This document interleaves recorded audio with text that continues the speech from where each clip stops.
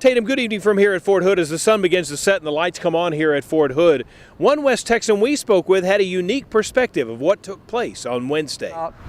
And made the crosses. Bob made the crosses. Then we painted the crosses and got it all set and going. There might have been, 16 wounded, but how many people are affected by this shooting, Well, we learned that it actually came from Guns Galore here in Killeen, Texas, just a couple miles away from Fort Hood. We also learned that 45... Matt, thanks very much. This is Information Central here. This is where all the media are getting updates from folks at Fort Hood. We're being kept a long way away from the gates. Let me show you. If you come over here, this is the visitor center, and this is the area we're being kept to get all the information. Across the road here, as you can see, that all that complex there is Fort Hood. So we're being kept quite a distance away. As you might imagine, getting a reaction from folks who actually were here yesterday is tough.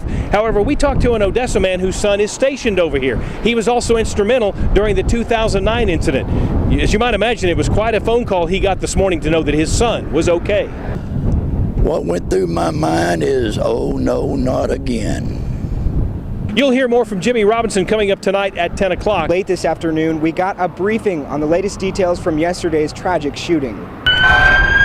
Sounds of another tragic shooting at Fort Hood. Media descended today for the latest update. And our compassion and condolences for all of those who were injured in this affair, for all of their families, and we're working closely with all of them at this time. 4 soldiers are dead, 16 wounded, leaving questions of motive as photos emerge of 34-year-old shooter from Puerto Rico, Ivan Lopez. We have very strong evidence that he had a medical history that indicates unstable psychiatric or psychological condition. We believe that to be the fundamental underlying causal factor. I respect the importance of doing that thorough review to see if there are any gaps or any things that need to be corrected in future policy.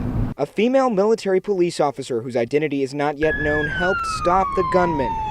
Now we're told counselors were available throughout the day here at Fort Hood. This display was first put up in 2009 following the first shooting incident at Fort Hood on the grounds of Central Christian Disciples of Christ Church. Bob Gordon and Bob Butler put it up to remember those who were killed and wounded. One of the things that you learn in the Army, and I spent 24 years in, that you live, is you always take care of your buddy. And to see a soldier kill another soldier for no reason at all, I think that is so sad. Both are veterans and wanted to show they love the country and soldiers at Fort Hood. I spent 2 years in combat in Vietnam, and I was very fortunate. I didn't lose any of my men, and but I can just, it's got to be hard on everybody, and it's got to be hard, especially on the families. Following Wednesday's shootings, the men decided it was time to put their display back up. All it took was one phone call. He asked me, "What do you think? We ought to do it?" And I said, "Yeah, I'll be there in 30 minutes. And we got down here and we put the flags out and made the crosses. Bob made the crosses. Then we painted the crosses and got it all set and going. This gesture has affected the two men. They care for the soldiers at Fort Hood and their community and say it admittedly touches their hearts.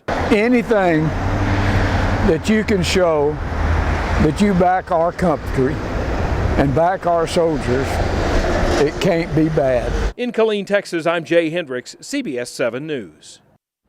Tatum, good evening from here at Fort Hood. As the sun begins to set and the lights come on here at Fort Hood, one West Texan we spoke with had a unique perspective of what took place on Wednesday. It's the news Jimmy Robinson wanted to hear, news that his son was okay. Staff Sergeant Scott Robinson had been through this before at Fort Hood. He's an Army medic, and in 2009, during the prior shooting incident at Fort Hood, he helped those who were injured. It was just about the same feeling I had when back in 2009 when it all happened. And but this time it was a little quicker. I got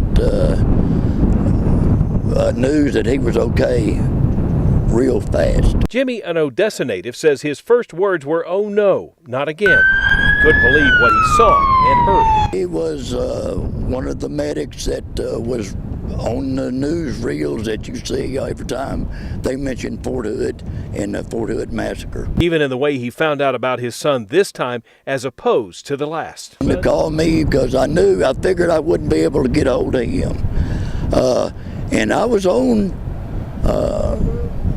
Facebook at the time, as a matter of fact, and here come all the articles over, and so I kind of kept up with it on that. Jimmy, a Navy veteran, has this advice for those with sons or daughters serving in the military. Love your family, love your friends, take care of your neighbors. It's going all to hell around here, I guess. Tatum, at a briefing we attended this afternoon, the general here at Fort Hood spoke about the American Red Cross and their efforts during this tragic shooting.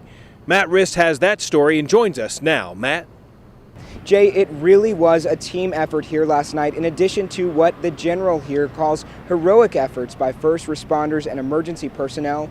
Other organizations like the Red Cross helped out and lent a big hand here at Fort Hood. Now, we've learned that the Red Cross does have an office inside Fort Hood, and last night they set up an emergency shelter for when the base was on lockdown for those who couldn't get in. That was for residents that live on base on Fort Hood, but that could not get back into their houses, that they would provide food, cots, blankets, water.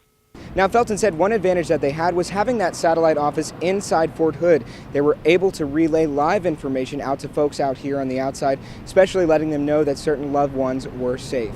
Unfortunately, Felton says this is a community that's dealt with something like this before. They had another shooting back in 2009, but they are resilient and they will bounce back. We'll continue to bring you the latest from out here in Fort Hood.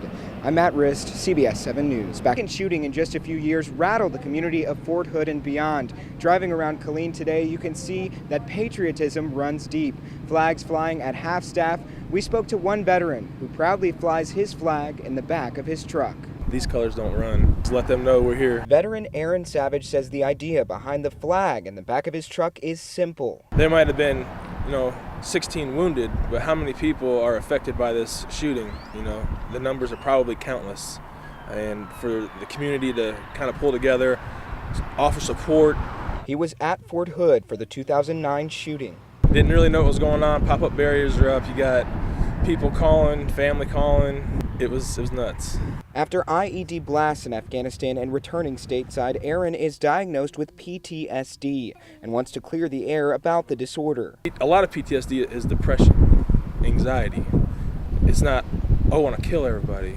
And so I think that we need to move away from, that scope and see that people with PTSD can be just as normal as people without PTSD.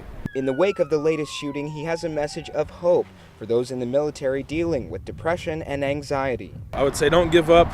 If you're feeling like you need to talk to somebody, call 911. There's nothing wrong with calling for help.